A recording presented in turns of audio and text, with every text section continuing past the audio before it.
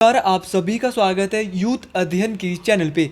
एक बार फिर से मैं आप सभी के बीच एस्पिरेट नवंबर के लिए जीके का पार्ट 29 लेके आ चुका हूँ। देखिए, पार्ट 29 का जो पहला क्वेश्चन है कि सुनीता विलियम्स है एक। अगर सुनीता विलियम्स की बात की जाए तो सुनीता विलियम्स एक अंतरिक्ष यात्री है। सुनीता विलियम एक एस्ट्रोनॉट है। सुनीता विलियम तो एक एस्ट्रोनॉट है। क्वेश्चन ये भी पूछा है ये किस देश की निवासी है, तो सुनीता विलियम्स अमेरिका देश की निवासी है। और अगर मैं बात करता हूँ सुनीता विलियम्स की, तो ये यूएसए की नेवी में ऑफिसर भी रह चुकी है। ये नासा में वर्तमान में कार्य करती है। नासा की अगर बात करूं तो नासा का जो पूरा नाम है वो है नेशनल एरोनॉटिक स्पेस एडमिनिस्ट्रेशन। अगर नासा की फुल फॉर्म पूछी जाती है तो क्या बोलेंगे? National aeronautic space administration.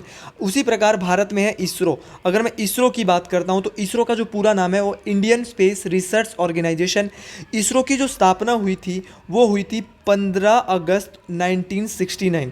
तो ये बात मोस्ट इंपॉर्टेंट है, इस बात को आप ध्यान से सुने। अगला क्वेश्चन है कि डेजर्ट फॉक्स की उपाधि दी गई थी। अगर डेजर्ट फॉक्स की उपाधि की बात करें तो ये उपाधि दी गई थी इरविन रोमेल को। किसको दी गई थी? इरविन रोमेल को दी गई थी। अगर आप जो है वो टेट परीक्षा की तैयारी कर रहे हैं और अगर आपको भी बैच लेना है, क्योंकि अब दिन बचे हैं 45, और अब जो मैं आपके बीच जो है वो अच्छे लेवल के क्वेश्चन यहाँ पे भी लाने वाला हूँ।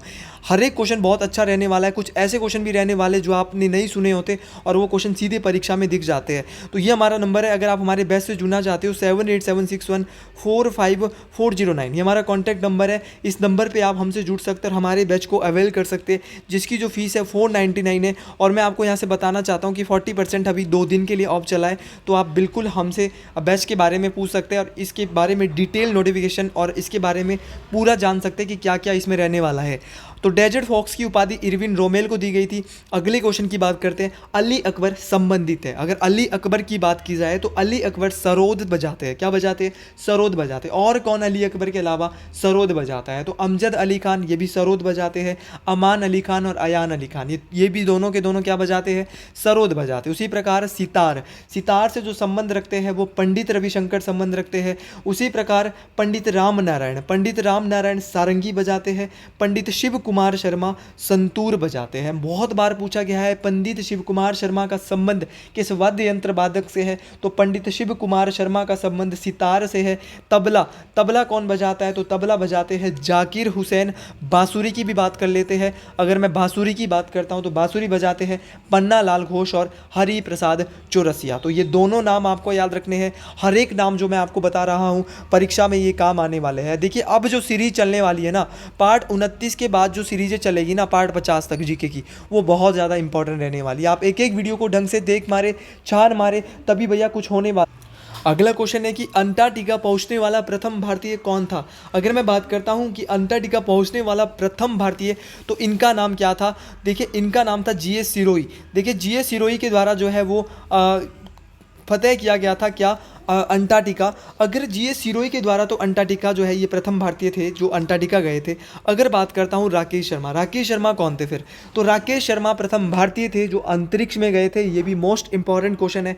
क्वेश्चन ये भी आता है कि माउंट एवरेस्ट पे चढ़ने वाले प्रथम व्यक्ति, तो ये थे एडमंड हिलेरी और तेंजिंग नॉर्गे। तो तेंजिंग नॉर्गे और एडमंड हिलेरी जो है माउंट एवरेस्ट में सर्वप्रथम बार गए थे। प्रथम महिला भारतीय जो थी उनका नाम बछेंद्री पाल था। और प्रथम महिला अगर विश्व में पूछी जाएगी जिनके द्वारा माउंट एवरेस्ट फतेह किया गया, तो इनका क्या नाम था? तो इनका नाम था जुंको तबेई।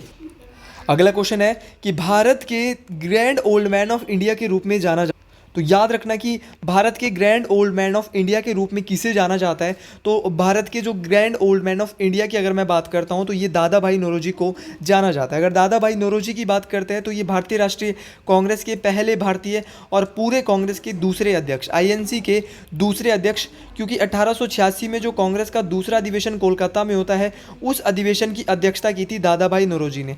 कांग्रेस के 3 बार अध्यक्ष रहे थे, एक बार 1886 में, फिर 93 में, फिर 1906 में, फिर कोलकाता में अधिवेशन होता है, उसमें भी अध्यक्ष रहते हैं दादा भाई नौरोजी। देखिए, दादा भाई नौरोजी को the grand old man of India के नाम से जाना जाता है और बहुत बड़ा नाम है दादा भाई नौरोजी का। कांग्रेस का एक अधिवेशन 1907 का अधिवेशन बहुत इंपॉर्टेंट है। कहाँ पे हुआ था? सूरत अधिवेशन, जिसमें कि कांग्रेस का विभाजन हुआ था नरम और गरम दल में। ये भी दोनों बातें आपको याद रखनी। अगले क्वेश्चन की बात करते हैं। अगला क्वेश्चन भी अगला क्वेश्चन बोल रहा है कि प्रथम पृथ्वी सम्मेलन कहाँ हुआ था? The first earth summit was held at. दो अगर मैं बात करता हूँ प्रथम पृथ्वी सम्मेलन की, तो प्रथम पृथ्वी सम्मेलन हुआ था रियो डी जेनेरियो में। कहाँ पे हुआ था?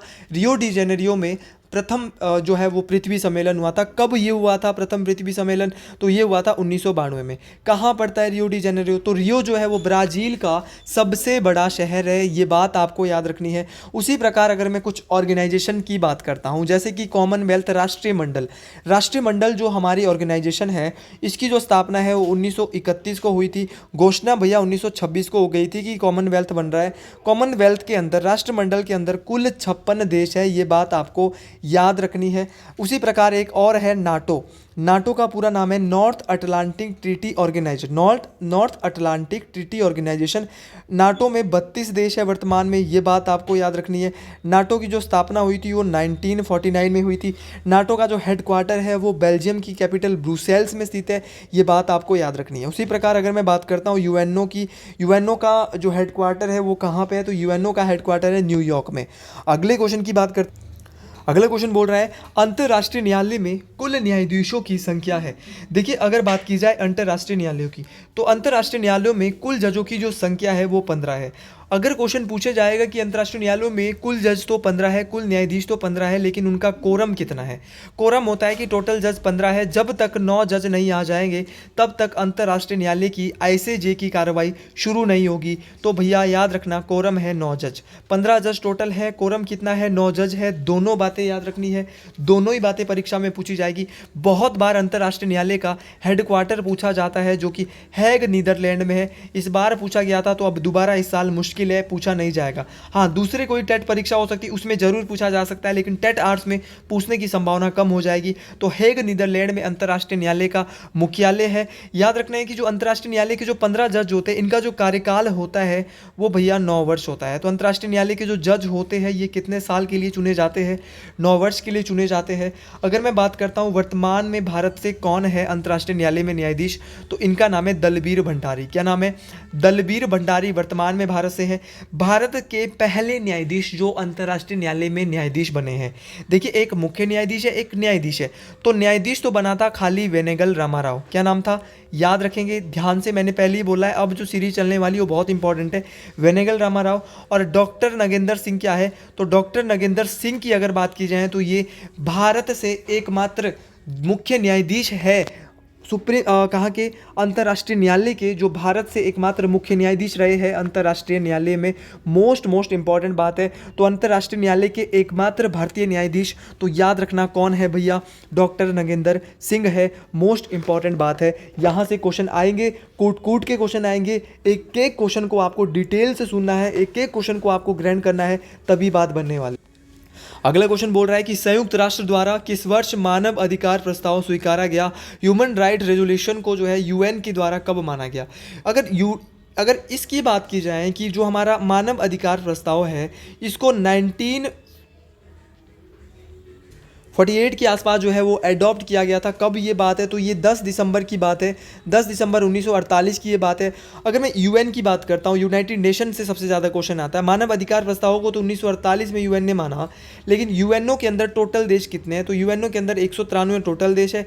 एक बार पूछा गया था कि 193 नंबर का देश कौन सा है? तो 193 नंबर का देश है दक्षिणी सूडान। ये बात भी आपको याद रखनी है, मोस्ट इंपॉर्टेंट ये बात है। अगर मैं बात कर अगले क्वेश्चन की बात करता हूँ कि सार्क की स्थापना कहाँ हुई थी। सार्क की स्थापना की ही बात कर लेते हैं। तो सार्क की स्थापना हुई थी ढाका में। ढाका कहाँ की राजधानी है? बांग्लादेश की राजधानी है ढाका। और ढाका की जो करेंसी है वो सभी लोग जानते हैं कि ढाका राजधानी है और टका करेंसी है। ये बहुत ही ज़्यादा आसान है। और अगर आपको लगता है कोई और करेंसी है तो कमेंट बॉक्स में ज़रूर बताएं। अगर मैंने टका सही बताया तो यस सर कमेंट बॉक्स में आपका ज़रूर आना चाहिए। अब भैया सार्क का पूरा नाम भी आ सकता है, क्योंकि देखो पेपर का लेवल दिन प्रतिदिन बढ़ रहा है। नाटो की फुल फॉर्म आ सकती है नॉर्थ अटलांटिक ट्रीटी ऑर्गेनाइजेशन। उसी प्रकार सार्क के बारे में भी पूछ सकता है कि बताइए पूरा नाम क्या है। तो सार्क का पूरा नाम है south Asian association for regional cooperation. तो ये जो है वो सार्क का पूरा नाम है। एक बार फिर से बोल रहा हूँ, south Asian association for regional cooperation इसका पूरा नाम है। अगर मैं सार्क की बात करता हूँ तो इसकी जो स्थापना हुई थी तो ये 8 दिसंबर याद रखना 8 दिसंबर 1985 को सार्क की स्थापना होती है और सार्क के मुख्यालय और सार्क की मुख्यालय की और सचिवालय की जो स्थापना है वो 1987 में होती है। कहाँ पे होती है? तो नेपाल की राजधानी काठमांडू में सार्क का मुख्यालय है और आपका सचिवालय है। अगर सार्क के देशों की बात की जाए तो सार्क में टोटल 8 देश है। कोई भी ऐसी ट्रिक आपको नहीं बताने वाला है। ट्रिक का नाम है MBBS पानी। जो भी मेरी वीडियोस को देख रहा है वो ढंग से देख ले। MBBS पानी का अर्थ है मालदीव, भूटान, बांग्लादेश, श्रीलंका। पानी से है पाकिस्तान, अफगानिस्तान, नेपाल और इंडिया। एक बार फिर से बोल रहा हूँ, मालदीव, भूटान, आपका भैया इसको देख लेना, मालदीव या म्यांमार में से एक होगा। थोड़ा सस्पेंस है यहाँ पे, लेकिन मेरे को लगता है मालदीव भी हो सकता है। भूटान, बांग्लादेश, श्रीलंका, पाकिस्तान, अफगानिस्तान, नेपाल और इंडिया।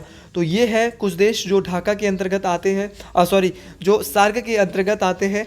और इसके बाद अगले क्वेश्चन की बात करते हैं। अगला क्वेश्चन बहुत ही ज़्यादा इंटरेस्टिंग है भैया, क्योंकि यहाँ से मैं आपको बहुत ही डिटेल से कुछ जानकारी देने वाला हूँ। अगर वीटो पावर की बात की जाए तो इसमें बोल रहा है कि वीटो पावर किस देश के पास नहीं है। तो देखिए, यूनाइटेड किंगडम, ब्रिटेन के पास वीटो पावर है, USA के पास भी है, रशिया के पास भी है, लेकिन जर्मनी के पास वीटो पावर नहीं है। वीटो पावर कितने देशों के पास है? 5 देशों के पास है। देखिए, UNO का सुरक्षा परिषद है, वहीं से वीटो पावर का पता चलता है, जिसमें 5 देश परमानेंट है, 10 देश अस्थायी है, नॉन परमानेंट है। भैया 5 देश कौन से जो परमानेंट है? इसके लिए मैंने ट्रिक दी है ABC फिर से। ट्रिक का नाम क्या है? ABC फिर से कुछ नहीं है। A से अमेरिका, B से ब्रिटेन, C से चाइना, F से फ्रांस और R से रशिया। देखो ये ट्रिक कितनी काम आई होगी इस ऑप्शन में, अगर ये क्वेश्चन परीक्षा में आया है तो याद रखना, वीटो पावर इन तीनों देशों के पास है। 2 देश और है, इंग्लैंड है, आपका USA है, रशिया है, आपका चाइना है, आपका ब्रिटेन है, ये सारे नाम, और फ्रांस है। ये सारे नाम आपको याद रखने हैं। परीक्षा में क्वेश्चन ये भी पूछा जा सकता है कि सबसे ज़्यादा बार वीटो शब्द का प्रयोग किसके द्वारा किया गया है? वीटो का प्रयोग किसके द्वारा किया गया है? तो वीटो का प्रयोग सबसे ज़्यादा रशिया देश के द्वारा, USSR के द्वारा किया गया है। और रशिया बहुत ही शक्तिशाली देश है, क्षेत्रफल की दृष्टि से विश्व का सबसे बड़ा देश है रशिया। ये बात आपको याद रख। अगली क्वेश्चन की बात करते हैं। एमनेस्टी इंटरनेशनल का मुख्यालय कहाँ पर है? तो एमनेस्टी इंटरनेशनल का जो मुख्यालय है वो कहाँ पर है? तो ये लंदन में स्थित है। एमनेस्टी यूनिवर्सिटी का मुख्यालय, कब इसकी स्थापना हुई थी एमनेस्टी की? तो 1961 में एमनेस्टी की स्थापना हुई थी। यूनिवर्सिटी है amnesty international university, most important है, लंदन में है। बड़े बड़े अमीर लोग वहाँ पर पढ़ने जाते हैं। प्रत्येक वर्ष विश्व स्वास्थ्य दिवस कब मनाया जाता है? भैया ये क्वेश्चन तो बहुत ही ज़्यादा फेमस है, इंपॉर्टेंट है, परीक्षा में आने वाला क्वेश्चन। देखिए, अगर बात की जाए विश्व स्वास्थ्य दिवस की तो ये 7 अप्रैल को मनाया जाता है, क्योंकि जो विश्व स्वास्थ्य दिवस है वो 7 अप्रैल 1900, क्योंकि विश्व स्वास्थ्य संगठन की स्थापना भी 7 अप्रैल 1948 को हुई थी। ये बात आपको याद रखनी है। और अगर मैं WHO की बात करता हूँ, इसका हेडक्वार्टर कहाँ पे है? तो इसका हेडक्वार्टर जेनेवा, स्विट्जरलैंड में है। कहाँ पे है? जेनेवा, स्विट्जरलैंड में। इसीलिए 7 अप्रैल को विश्व स्वास्थ्य दिवस भी मनाया जाता है। अगले क्वेश्चन की बात करते हैं कि जनगण मनगण गीत मूलतः किस भाषा में लिखा गया है? तो जनगण मनगण गीत जो है वो बंगाली भाषा में लिखा गया है। किसके द्वारा? तो किसके द्वारा इस गीत को लिखा गया था? तो इस गीत को जो है वो बंगाली भाषा में तो रविंद्रनाथ टैगोर को लिखा गया। 52 सेकंड इसकी अवधि है जनगण मनगण की। ये हमारा राष्ट्रीय गीत है, ये बात आपको याद रखनी है। उसी प्रकार राष्ट्रीय गीत नहीं है, राष्ट्रीय गान है जनगण मनगण। राष्ट्रीय गीत तो क्या है? वंदे मातरम। राष्ट्रीय गीत क्या है? वंदे मातरम। और वंदे मातरम के रचयिता है बंकिम चंद्र चटर्जी। कब वंदे मातरम सर्वप्रथम बार गाया गया? 1896 में वंदे मातरम गाया जाता है। और भैया 1911 में जो है वो जनगण मनगण गाया जाता है। दोनों ही कोलकाता में गाए जाते हैं। जनगण मनगण जो हमारा राष्ट्रीय गान है इसको लिखा था रविंद्रनाथ टैगोर ने, और जो हमारा राष्ट्रीय गीत है वंदे मातरम इसको लिखा था बंकिम चंद्र चटर्जी ने। कहाँ से लिया था? अपनी किताब, इनकी एक रचना है जिसका नाम है आनंद मठ, वहाँ से लिया था। अगले क्वेश्चन की बात करता हूँ कि part 3 of constitution deals with, अगर आप जो है वो बात कर रहे हैं कि जो भाग 3 संविधान का है वो किससे संबंध रखता है? तो संविधान का जो भाग 3 है वो मौलिक अधिकारों से संबंध रखता है। उसी प्रकार क्वेश्चन आता है कि भाग 4 किससे संबंधित है? तो वो directive principle of state policy, जिनका जिक्र 36 से 51 किया गया है। राज्य के नीति निर्देशक तत्व, हिंदी भाषा में हम इनको कहेंगे DPSP को। कहाँ से लिए गए हैं DPSP? तो DPSP लिए गए हैं भैया आयरलैंड देश से। कुछ भी क्वेश्चन आ जाएगा ना, आप गलत नहीं करेंगे। अगर आपने गलत किया तो दिक्कत आपको होने वाली है। इलेक्शन से जो हमारे चुनाव आयोग है, चुनाव से जो संबंधित भाग है वो कौन सा है, तो भाग नंबर 15 चुनाव से संबंधित है, ये आपको याद रखना है। भाग 4A ये संबंधित है मौलिक कर्तव्य फंडामेंटल ड्यूटी से। कितनी फंडामेंटल ड्यूटीज़ है, तो 11 फंडामेंटल ड्यूटीज़ है। अगर आप यहाँ पे गलत करने की आप गुंजाइश कर रहे हो तो दिक्कत आपको ज़रूर आने वाली है। फंडामेंटल राइट्स जो है वो वर्तमान में 6 है। एक फंडामेंटल राइट्स को हटा दिया गया है, पहले 7 फंडामेंटल राइट होते थे। कौन सा हटाया है, उसको 301 में डाला गया है। क्या नाम है, तो उसका नाम है संपत्ति का मौलिक अधिकार, राइट टू प्रॉपर्टी। उसको हटा दिया है और उसको जो डाल दिया गया है अब 301 में डाल दिया। अगले क्वेश्चन की बात करता हूँ कि निम्नलिखित में से किसके द्वारा भारत के नियंत्रक और महालेखा परीक्षक नियुक्त किए जाते हैं। देखिए, भारत के जो कंट्रोलर एंड ऑडिट जनरल है, जिनको हम कैग के नाम से जानते हैं, कैग के बारे में आर्टिकल 148 जो है और भारत के अनुच्छेद बात करता है, अनुच्छेद 148। अगर कैग की बात की जाए, अगर कैग की बात की जाए तो भारत के जो वर्तमान में कैग है वो है गिरीश चंद्र मुर्मू। इनको जो है वो राष्ट्रपति के द्वारा अपॉइंट किया जाता है, लेकिन राष्ट्रपति तो ऑप्शन में नहीं है, तो इसका जो राइट आंसर आ जाएगा इनमें से कोई नहीं। प्रेसिडेंट के द्वारा जो है वो भारत के नियंत्रक एवं महालेखा परीक्षक को नियुक्त किया जाता है। इनकी शक्ति जो कैग की होती है वो 149 अनुच्छेद में होती है, 149 नंबर अनुच्छेद में होती है। कैग का जो त्यागपत्र होता है, या तो रेजिग्नेशन होता है, सेवानिवृत्ति होती है, या तो 6 साल होता है, या भैया 65 साल, या तो ये 65 साल का पहले पूरा हो जाए या फिर उनकी उम्र जो है वो 6 साल पूरी हो जाए। जैसे कि इनको रिमूव भी किया जा सकता है, तो इनको रिमूव किया जा सकता है, जैसे कि सुप्रीम कोर्ट के जज को रिमूव किया जा सकता है, उसी प्रकार कैग को भी रिमूव कहीं ना कहीं किया जा सकता है। अगले क्वेश्चन की बात करता हूं कि किस वर्ष आपदा प्रबंधन अधिनियम लागू हुआ। Disaster management act was enacted in which year. तो डिजास्टर मैनेजमेंट एक्ट जो है वो 2005 में जो है वो क्या हुआ था, लागू हुआ था। ये बात आपको याद रखनी है। अगर मैं बात करता हूँ इसके जो हेड होते हैं, नेशनल डिजास्टर मैनेजमेंट जो हमारा अथॉरिटी होता है, एक ये इसके लिए बनाई गई थी, तो इसके जो हेड होते हैं वो पीएम होते हैं। जैसे कि हमारी भारत के पीएम कौन है, नरेंद्र मोदी, तो वो वर्तमान में नेशनल डिजास्टर मैनेजमेंट अथॉरिटी के जो हेड भी। अगले क्वेश्चन की बात करते हैं कि द्वितीयक प्रशासनिक सुधार आयोग के अध्यक्ष कौन थे। तो द्वितीयक सुधार आयोग, जिसको हम एआरसी के नाम से भी जानते हैं, इसके जो सुधार आयोग के जो अध्यक्ष थे, इनका नाम था वीरप्पा मोइली। क्या नाम था, वीरप्पा मोइली जो है इनका नाम था। तो यहीं से हम ज़्यादा कुछ नहीं जानेंगे, यही क्वेश्चन यहाँ से। अगले क्वेश्चन की बात करते हैं कि हिमाचल प्रदेश का निम्नलिखित में से कौन सा जिला शिवालिक पहाड़ियों को स्पर्श नहीं करता है। देखिए, शिमला जो जिला है वो शिवालिक पहाड़ियों को बिल्कुल स्पर्श नहीं करेगा। बिलासपुर शिवालिक पहाड़ियों के अंतर्गत आता है, हमीरपुर आता है, और कांगड़ा का कुछ हिस्सा जो है वो शिवालिक पहाड़ियों के अंतर्गत आता है। बिल्कुल जी सही आंसर है इसका शिमला इसका सही आंसर है। देखिए, अगर मैं बात करता हूँ शिवालिक हिल्स की, तो शिवालिक हिल्स को जो है वो मैनाक पर्वत के नाम से भी जाना जाता है। उसी प्रकार धौलाधार जो पर्वत श्रृंखला है उसको मौलाक पर्वत भी कहा जाता है। अगले क्वेश्चन की बात करते हैं, हिमालयन रेंज धौलाधार किस जिले में सर्वाधिक आती है। तो आप आंख बंद करके बोल सकते हो कांगड़ा में जो है वो धौलाधार रेंज सर्वाधिक आ सकती है। जब आप कभी मैच देखने धर्मशाला जाते हो तो वहाँ से जो आपको जो बर्फ़ की जो चोटियाँ दिखती है ना, वो धौलाधार पर्वत श्रृंखला है भैया। कौन सी पर्वत श्रृंखला है, धौलाधार पर्वत श्रृंखला। तो कहाँ से धौलाधार रेंज दिख रही है, तो कांगड़ा से भी कांगड़ा के धर्मशाला से जो जहाँ मुख्यालय है कांगड़ा का धर्मशाला में, वहाँ से आपको धौलाधार रेंज आसानी से दिख सकती है। धौलाधार जो पर्वत श्रृंखला है वो बता चुका हूँ, मौलाक पर्वत के नाम से जाना जाता है।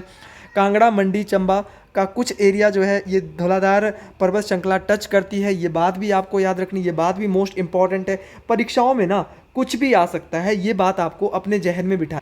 अगले क्वेश्चन की बात करता हूँ कि हिमाचल प्रदेश के निम्नलिखित में से कौन से जिले शीतोष्ण क्षेत्र में आते हैं। विच of the following districts of in HP fall in the dry temperature zone. अगर मैं बात करता हूँ ड्राई टेम्परेचर जोन की, तो लाहौल स्पीति और किन्नौर 2 जिले हैं भैया जो सबसे ज़्यादा शुष्क शीतोष्ण क्षेत्र में आते हैं। तो लाहौल स्पीति और किन्नौर जो है वो शुष्क शीतोष्ण क्षेत्र में आते हैं। आपका चंबा का पांगी एरिया वो भी शुष्क शीतोष्ण जोन में ही आता है। अगले क्वेश्चन की बात करता हूँ, और लाहौल स्पीति का हेडक्वार्टर कहाँ पर है। लाहौल स्पीति का हेडक्वार्टर है केलोंग में, किन्नौर का हेडक्वार्टर है रिकांगपिओ में, और धर्मशाला का कांगड़ा में, सिरमौर का कहाँ पे, तो सिरमौर का नाहन में। बाकी सभी जिलों का अपने ही जिलों के नाम से हेडक्वार्टर है। आज का अंतिम question, which of the following lakes is not located in the Chamba district of Himachal Pradesh. तो देखिए, गड़ासरू झील चंबा में है, लामा झील चंबा में, खजियार झील चंबा में है, लेकिन करेरी झील चंबा में नहीं है। तो चंबा में नहीं है तो भैया कहाँ पर है, ये भी क्वेश्चन एग्जामिनर तो पूछ सकता है। तो करेरी झील है कांगड़ा में। अब करेरी की तरह, करेरी तो कांगड़ा में, लेकिन एक कराली है, कराली कहाँ पर है। देखिए ऐसे क्वेश्चन हड़बड़ाने के लिए एग्जामिनर पूछता है। और कराली झील हिमाचल प्रदेश की सबसे बड़ी गंदे पानी की भी झील है। ये भैया कहाँ पर है, तो ये शिमला में है कराली झील, ये बात आपको याद रखनी है। उसी प्रकार शिमला में चंद्र नाहन झील है, मोस्ट इंपॉर्टेंट है, मोस्ट इंपॉर्टेंट बात है। हिमाचल प्रदेश की सबसे बड़ी कृत्रिम झील जो है वो गोविंद सागर झील है। पंडोह झील कहाँ पे है, तो पंडोह झील मंडी जिले में स्थित है। आपके मंडी में बहुत सारी झील है, सुक्सर झील है, कलासर झील है, कुंतव्योग झील है, कुमारवा झील है, ये सारी की सारी झीलें मंडी में है। तो ये मोस्ट इंपॉर्टेंट चीज़ें जो आज हमने आज की वीडियो में पढ़ी, आपको लग भी रहा होगा अब क्वेश्चन का लेवल जो है वो धीरे धीरे ऊपर उठ रहा है। इसी तरह अब जो है, क्योंकि मैं चाहता हूँ कि भैया जीके 90 नंबर का आता है और हर टेट परीक्षाओं में जीके रहता है। साइकोलॉजी में लास्ट के जब 15 दिन रहेंगे तो साइकोलॉजी की 15 वीडियो डालूंगा। कितनी वीडियो डालूंगा, 15। तो साइकोलॉजी ताज़ा याद रहेगा। तो साइकोलॉजी 20 तारीख के बाद ही हम देखने वाले हैं। हो सकता है उस बीच 1 या 2 वीडियो साइकोलॉजी की डाली जाए। अगर आपको वीडियो अच्छी लगी हो तो अपने दोस्तों तक अधिक से अधिक शेयर करें। जय हिंद, जय हिमाचल प्रदेश, हर हर महादेव जरूर कमेंट बॉक्स में लिखें। तो ये थी हमारी वीडियो। और अगर आपको ये वीडियो अच्छी लगी हो तो अधिक से अधिक लोगों तक शेयर करें। और अगर कोई आपका सगा संबंधी भाई बहन पुलिस की तैयारी कर रहा है तो पुलिस के लिए भी मेरी पार्ट 8 वीडियो आ चुकी है, उनको भी ज़रूर शेयर करें। जय हिंद, जय हिमाचल प्रदेश।